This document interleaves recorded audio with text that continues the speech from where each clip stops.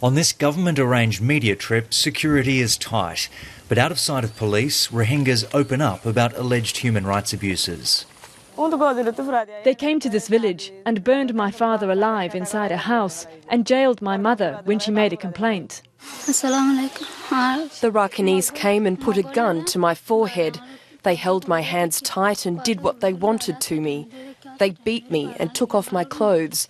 They beat me so much. The military did this. More than 100 people and children, women and innocent girls had been fired on by the gunfire by the military and BGP.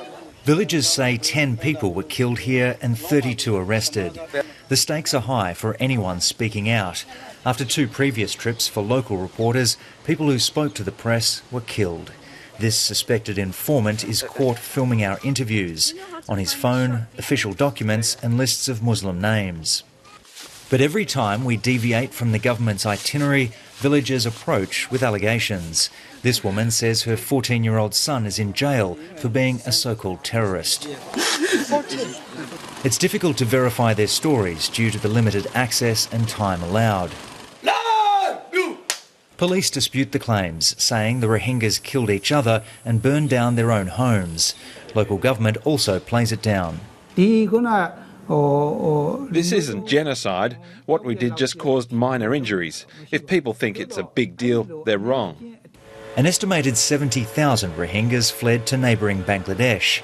The army's so-called clearance operation was sparked by an attack in October on this border guard police post and 2 others. 9 officers were killed and dozens of weapons looted.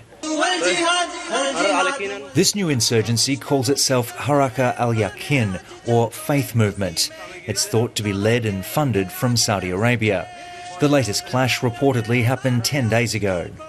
The village administrator says police received a tip-off and searched the village. As they approached this house, shots were fired. 2 men were killed in the exchange, 2 others arrested. The police say the suspected militants triggered an explosive device which burnt down the house.